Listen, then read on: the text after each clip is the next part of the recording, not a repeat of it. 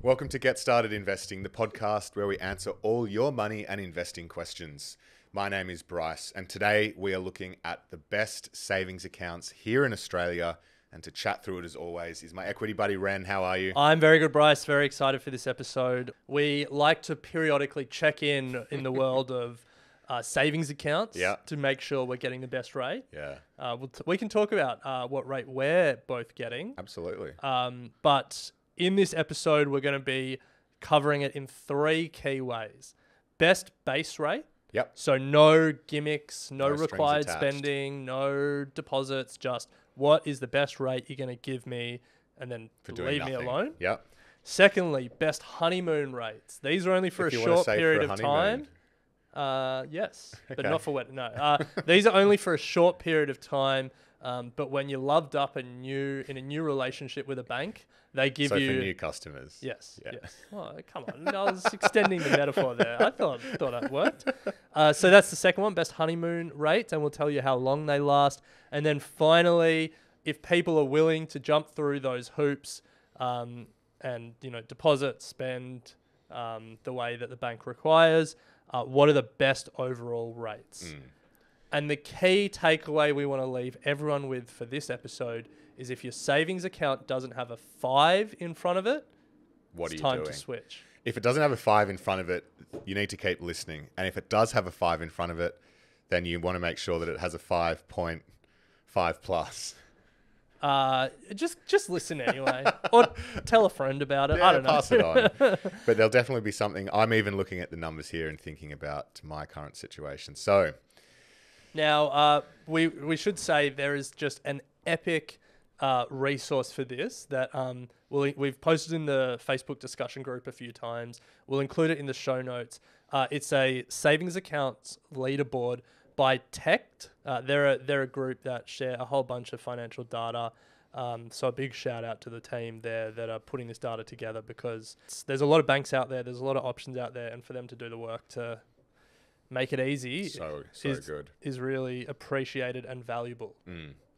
Well, Ren, let's start with the first, which is best base rates, no minimum deposit, no required spending, no other gimmicks, no strings attached. This is if you just want a savings account that you can put money into, take it out, and not have to worry about anything else to get the savings rate, then this is for you.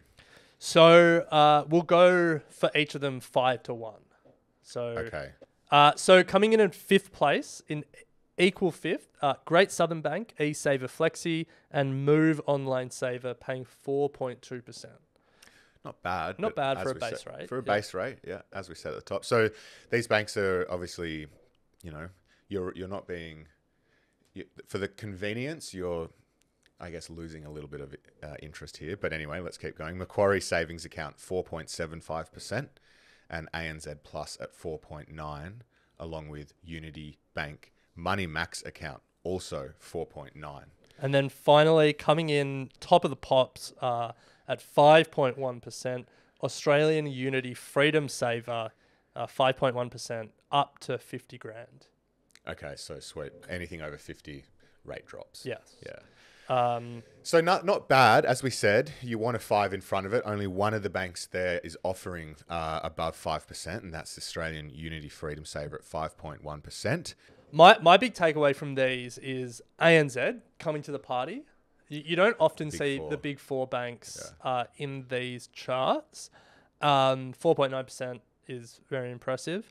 And then I think the savings account that gets the most buzz is Macquarie. Yeah, well, they do a lot of out-of-home advertising, and they really pride themselves on being able to offer that rate, 4.75, no strings attached. Yeah. They also offer it in their transaction account. I think, yeah. Which no other bank is really doing. No. Yeah. Yeah. Which is, I get why they do it, but my transaction account is 0. Yeah. Or Every 0.00 fortnight. something. Oh, right. I see what you're saying. Like Yeah. 1 or Yeah. it's negligible. My transaction account is also just doesn't have a lot of money in it. Yeah. Because every fortnight I put what I Yeah. need, and then I try not to have to transfer any more to it. Yeah. You're not making meaningful interest. No. Yeah. Yeah. Yeah. But yeah, look, I know we're framing this as if you don't have a 5 in front of it, what are you doing? But I think if you're with Macquarie or you're with this ANZ Plus account and that's where you do your banking and you're getting these high 4s, that's fine. Mm. Well, if you are specifically looking for a no strings attached, then this is a perfectly okay option. Yeah, because the thing, especially with Macquarie, is like Macquarie are always going to be competitive. And I pause as I say that because, things might change, priorities might change. But like right now, what they're trying to do is for people that just want peace of mind that they're getting a good rate without having to do anything, like that's who Macquarie are trying to attract. And it is a good rate. Yeah, can't complain. Yeah. All right, let's move to best honeymoon rates, the second category. Now, these are great for people who are willing to do the switch regularly. Yeah. Which I'm going to put my hand up and say isn't me. No. But there is money on the table if you're willing to do it. So this is, if you're a new customer, we have 4 in equal second. Yeah. 4 banks in equal second, all on 5.35%. So we've got the Bank of Melbourne MaxiSaver, Bank of South Australia MaxiSaver, and St. George Bank MaxiSaver, all offering 5.35% for the first 3 months. And then you've got Macquarie coming back in for the party at 5.35 for the first 4 months. But then the number one for new customers is Rabobank GISA account at 5.75 for the first 4 months. So if you are willing to uproot and move for a number of months, then you're going to get a pretty juicy rate of 5.75. So here's something interesting while you've been going through that list. So you mentioned there that St. George MaxiSaver, Bank SA MaxiSaver, Bank of Melbourne MaxiSaver were all 5.35% for the first 3 months. The fact that they were all exactly the same terms and all called MaxiSaver, I was like, hold on, what's going on here? All 3 of those banks owned by Westpac. Yeah. It's just, with so many things, it's the illusion of choice. You think you're banking with a non-Big Four and it's like, oh, you are actually banking with the Big Four. But interestingly, Westpac are willing to offer that introductory rate for their smaller subsidiary banks. But you don't see Westpac on this list at all in terms of good honeymoon rates. So it's just it's some insight into their corporate strategy, I guess, that that people who are willing to switch are more likely to switch to the smaller banks because they think they're getting a better rate. Yeah, a lot of them, Rabo. Well, yeah, so you said Rabobank is... Oh, no, Rabo isn't owned. Oh, it's owned, okay. Yeah. But there are a number of those little ones that have been all scooped up. Yeah. Which is also like ACCC, come on. How's this working? That is a bigger question than we are going to cover today. Anyway, this isn't for me, Ren. I'm just saying I'm not a honeymoon rate chaser because I think the administration involved is not worth. Okay, I don't think it's worth the additional 0.2%. And I think that if you can meet some of the hurdles for the best overalls, then you're getting better rates anyway. Yeah, that's my big thing. Like the way that I've set up my banking is the jumping through hoops isn't onerous for me. Yeah. And so I am happy to go down that route. And yeah, you're right. Like it's negligible, the difference. Yeah. So let's take a quick break here. And then on the other side, let's talk about the best overall rates in Australia as of the start of April 2024. And then we'll give an insight into how we think about our savings accounts and how we manage them. Welcome back to Get Started Investing. Today, we are talking the best savings accounts in Australia as of April 2024. And we are asking the question, if your savings account doesn't have a 5 in front of it, what are you doing? Yeah.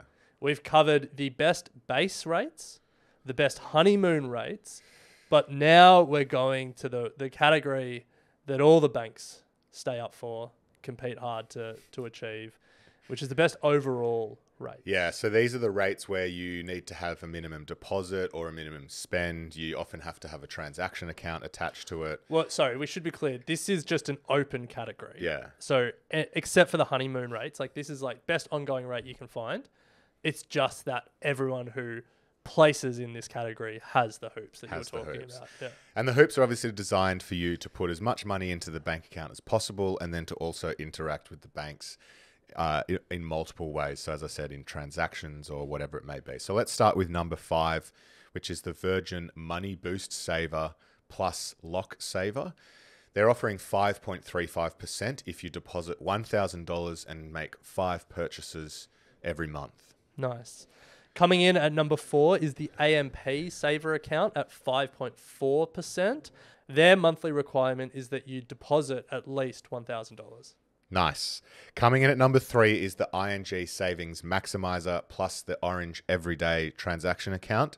They're offering 5.5% if you deposit $1,000, make 5 transactions with the Everyday account, and grow your savings balance. Each month, Yes.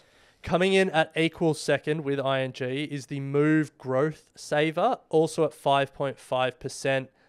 They ask that you deposit $200 and make no withdrawals each month. Ooh, so that's a real saving account.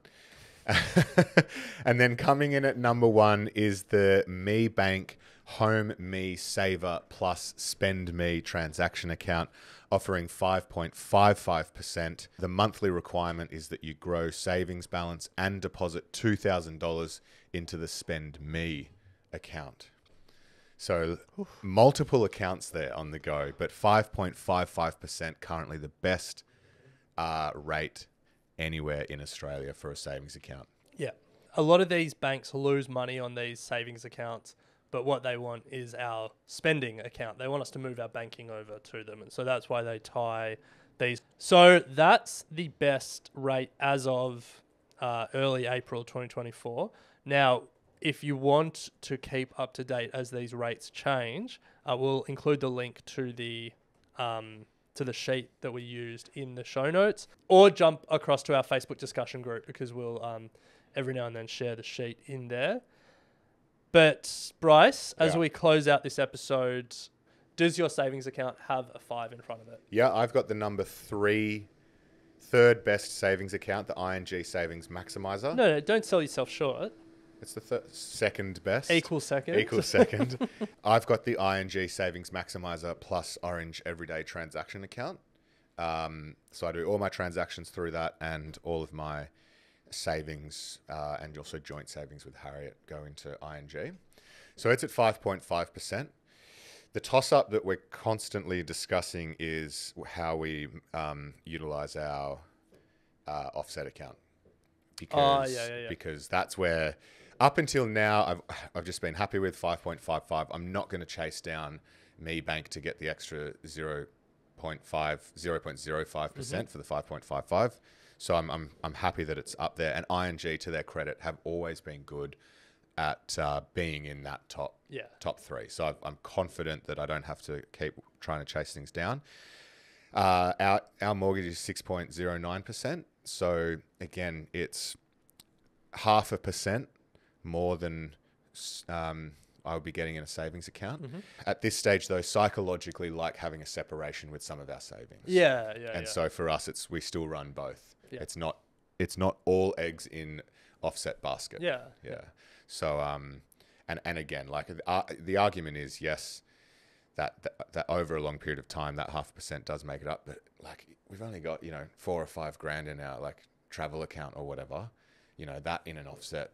Yeah, it does make a huge difference. For us, the psychology of it is a little bit more important. Yeah, I'm the same. So I am ING Savings Maximizer. We spoke about it on the show. I got my savings account sorted last year, and that was big for me because I'd been a Dolomites Combank kid from as early as I could remember, and I felt I was missing out on some of these top rates, and so that's why I made the switch. And it works for me. I do my transactions with the Everyday account, so I don't find the hoops onerous to jump through. I also have the same dilemma about offset v savings account.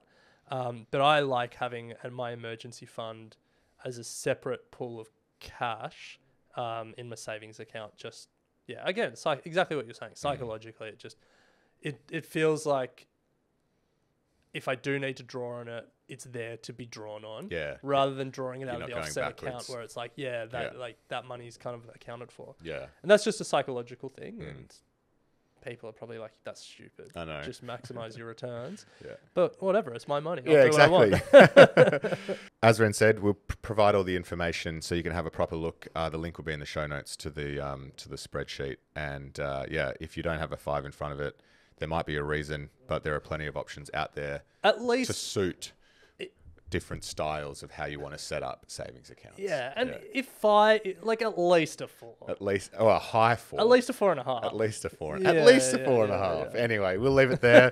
We'll be back next week with some interesting trends and deep dark secrets revealed from a deep dive on our budgets. We'll pick it up next week.